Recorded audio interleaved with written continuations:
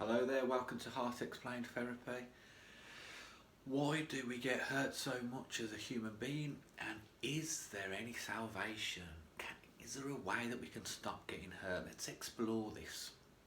Now, if you think about the times when you've been hurt in the past, and remember there's an uncanny amount of humans that are very tough, they're very resilient, and they seem to deal with stuff better than other people. And if you are oversensitive, sometimes I tend to think a loving and kind person is even more at risk than pain than somebody with a strong ego defence. But underneath the strong ego defences, we find that it's still the same person suffering with pain, but just dealing with the consequences different. So what we see is a alternative way of dealing with pain and being hurt that works for a specific person but also doesn't, because this pain can transcend into physical ailments like I've said before, physical mental health problems. And I seem to believe that if you start to be aware of pain and your physical emotional pain, and you see that it ties up or links to a time in your life where you've gone through a huge amount of stress, whether it's 3 to 6 months. I know a lot of people now are getting alopecia and losing their hair as a direct result of the stress that COVID has brought to their personal business and stuff like that. And you can see there's a link to stress and how this just goes into your physical being, and it's a suppressing of emotions that come out via this way.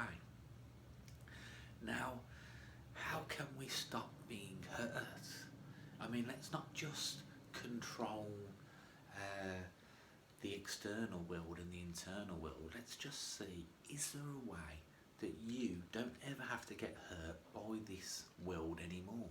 Because remember, external things hurt you and internal things translated hurt you.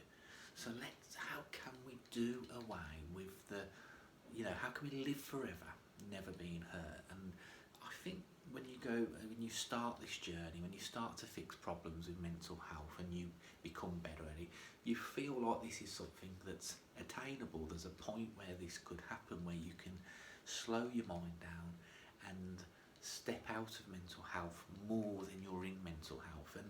And some people at the start of the journey won't understand this, they won't connect with this, and they think it's just words. But I'm going to tell you some important things through my experience of what's stopped me go from basically stop me hurting with the pain and the true reality of life.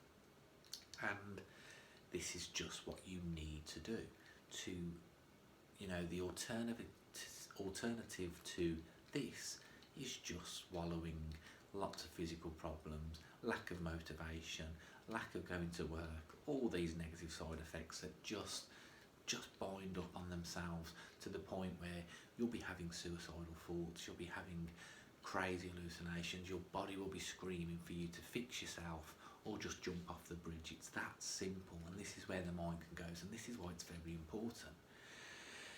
Now let's look at what we're being hurt by, because it's generally the same sort of stuff for everybody. It's, at the start it seems like your life just not working out to plans and not getting in the right relationships, being heartbroken in these relationships.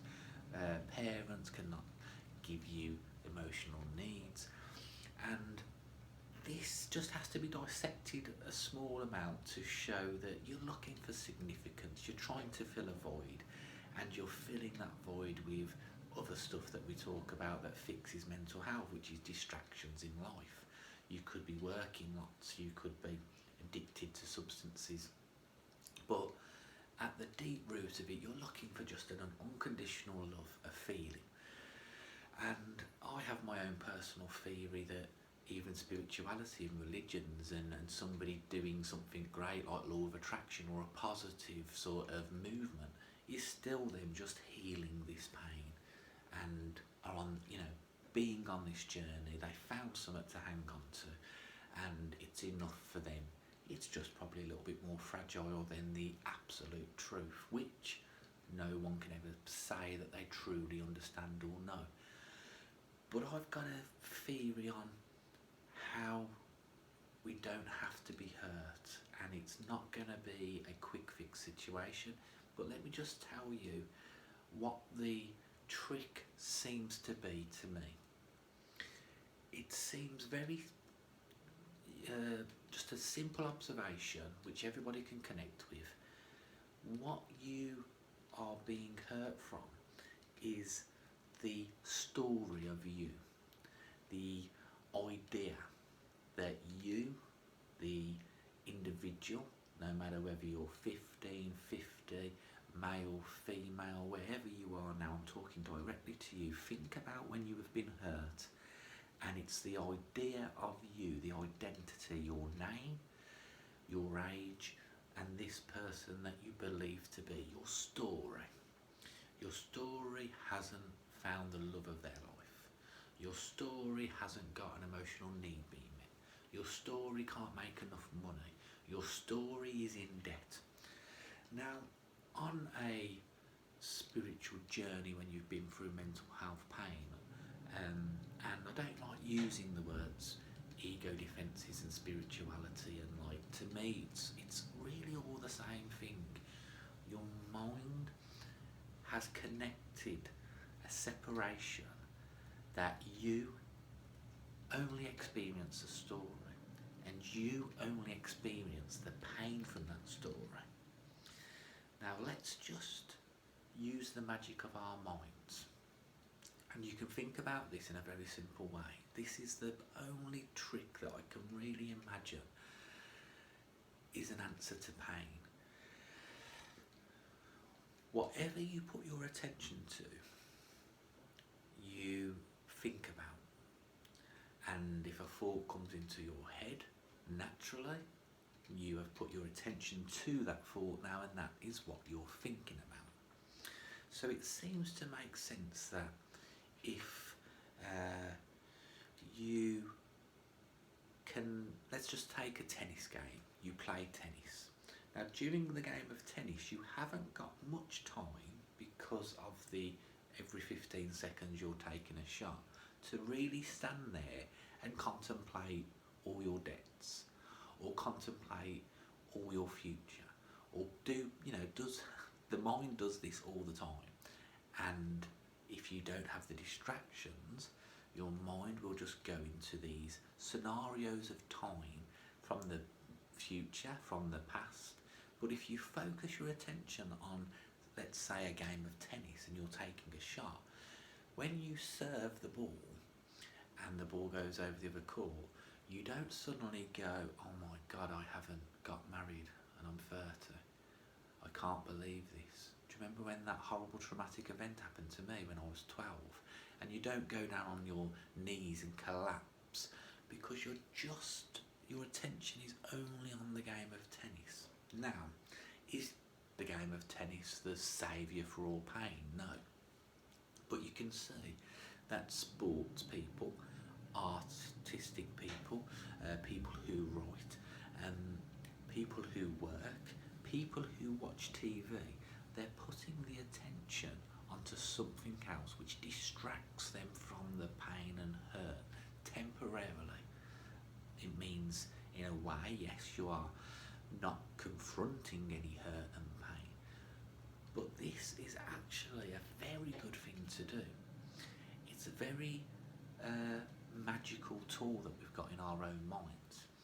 So when you understand all your hurt and you've accepted why you hurt about every reason, the story of you hasn't been met, this strange illusion which isn't actually, it's part of you and there's a reality to it, but there's also a magical, changing, alternate reality that you can conjure up at the drop of a hat, which is actually, the saviour to mental health and the reversible problem to mental health.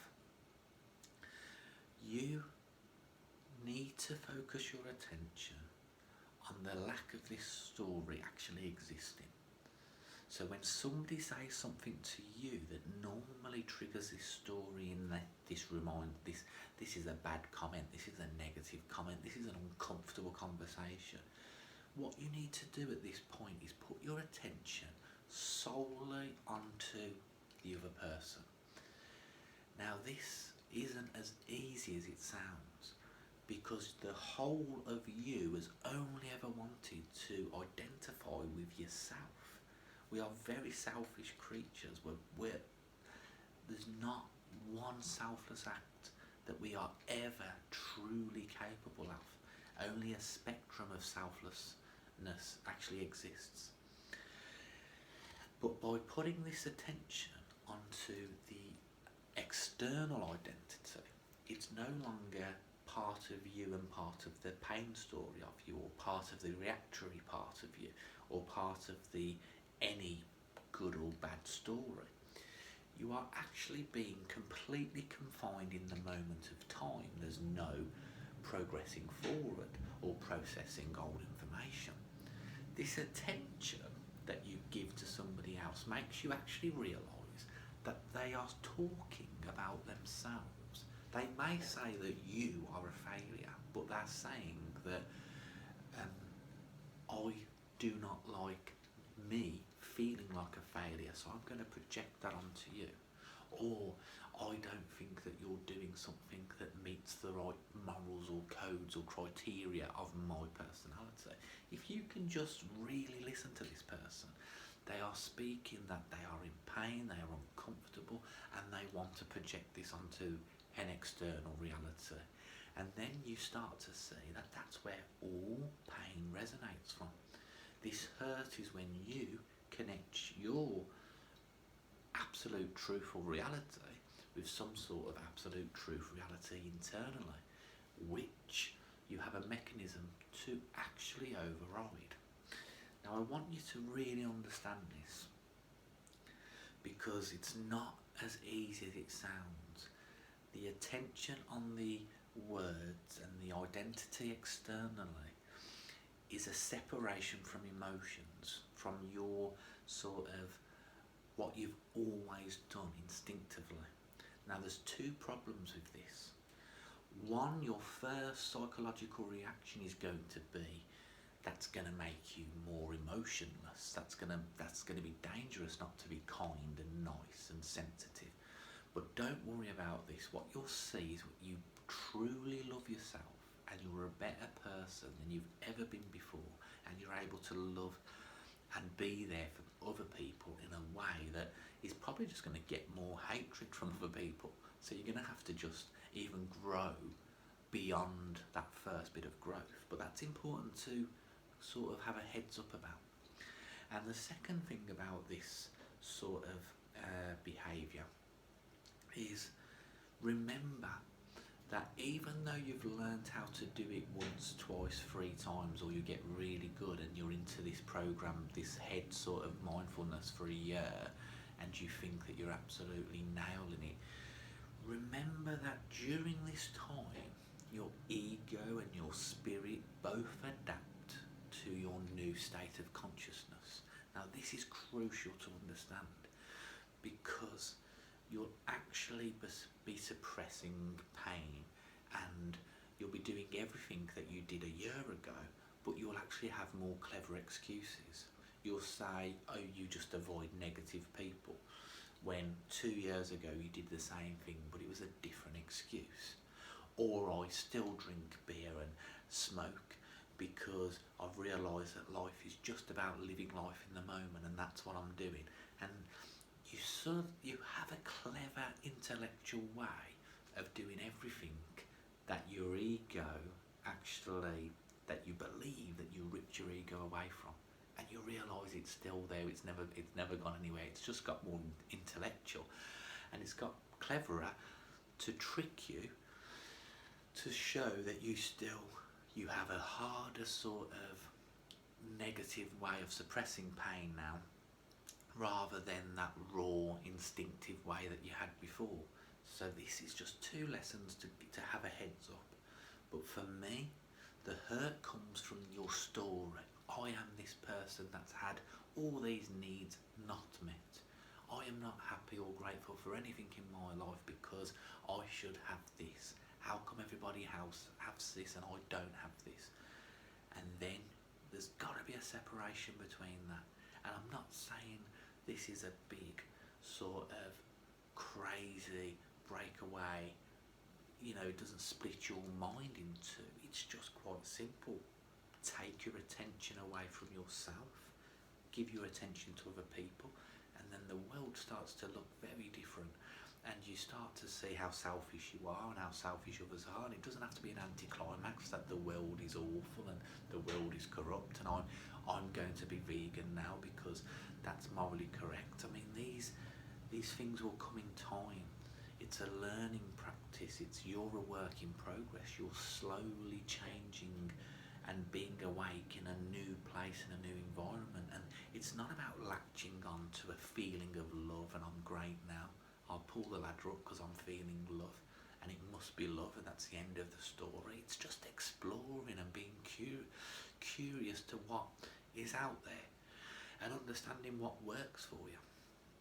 So that's a little bit, I suppose, of my experience of my journey that I've had to do, because I know mental health, and this is going to sound like I'm being really big-headed, I know mental health that well that I've gone into my own thought process and realised there's a place where mental health doesn't exist. This is an absolute fact that I have to keep banging on about.